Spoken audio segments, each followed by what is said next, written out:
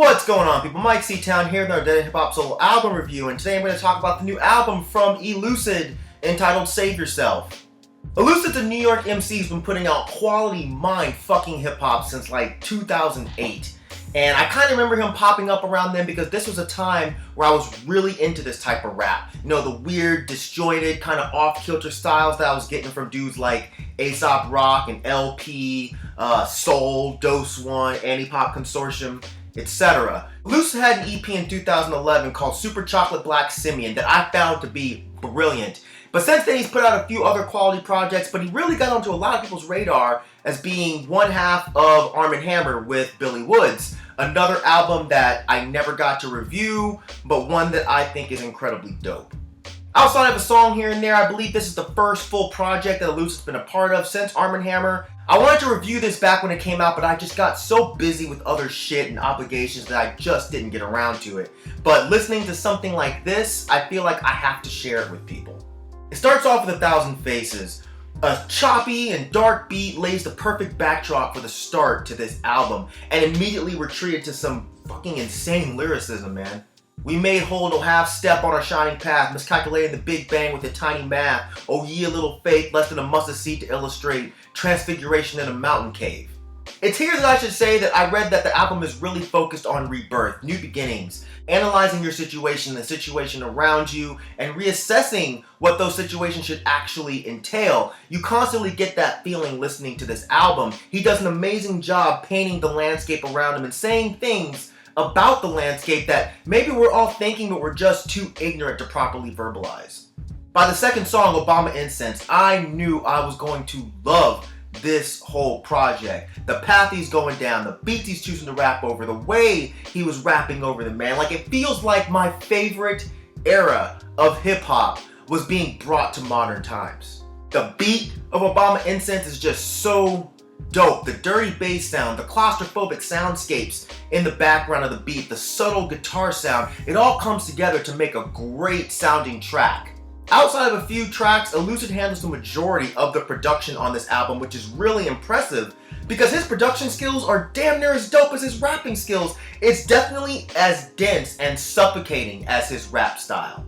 Take a song like Blame the Devil. It's probably one of my favorite tracks and my favorite beats from this project. This noisy and cloudy beat, and it's really cool because combined with the lyrics of this song, spirits move, God is good all the time, Oregon fam, push the keys, start the show, they speak in tongues I never spoke. It's like the production of this project is really heavy, and so are the lyrics, and this song is a perfect example of that. This beat, combined with the discussion of what seems to be the feeling of falling from grace or becoming maybe acclimated with not being quite as righteous as the world expects you to be.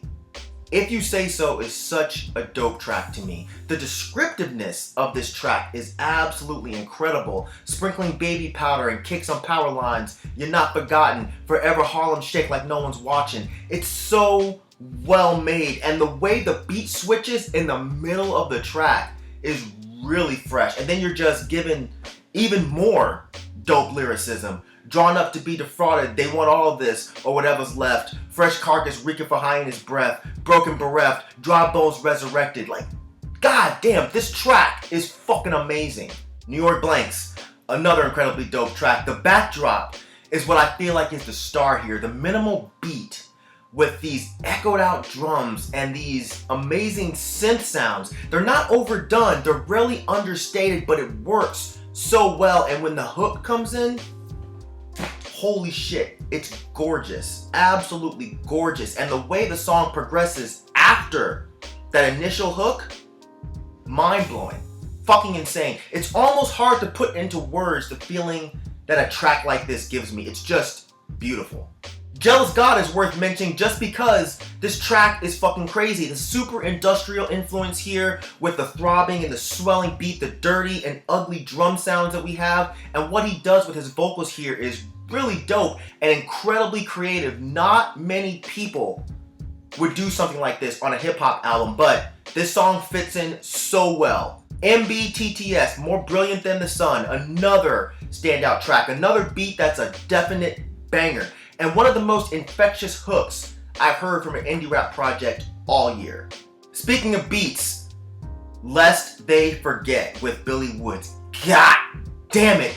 This shit is so crazy. This great drum sound, man. And these two MCs absolutely destroy this track. I always love hearing Billy Woods on a track. Sleep on the Train, Dream Like King, still pop out the seats when the doors ding. And I love the chemistry between these two. They always leave your head spinning and they sound so perfect together.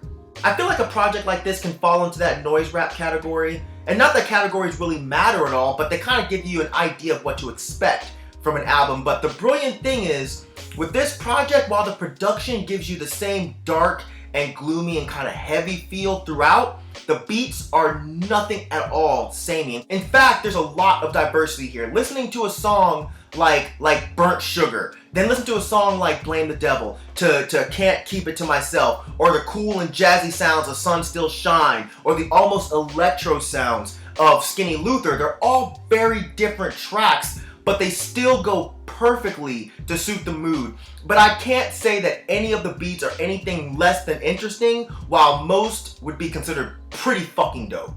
Overall, I think this is a stellar debut from an artist that's been putting out quality work for a really, really long time. And it's nice to see his work over all of these years culminate into something so well crafted and so well thought out and so perfectly executed. 17 tracks on this project and not a single one that I don't like. And that's a tough job for an asshole like me. But I just can't help being attracted to shit like this. Really creative, loud, and noisy beats with an MC that's beyond capable, man. He does such an amazing job of painting real life imagery, the harsh and the ugly and the perplexing realities that we have going on today, giving other people the hope they need and knowing that other people are going through the same hardships they are and questioning a lot of the same things they are. This is just an amazing project, and I feel like a dickhead for taking so long to review it, man. We gotta do a better job of this shit.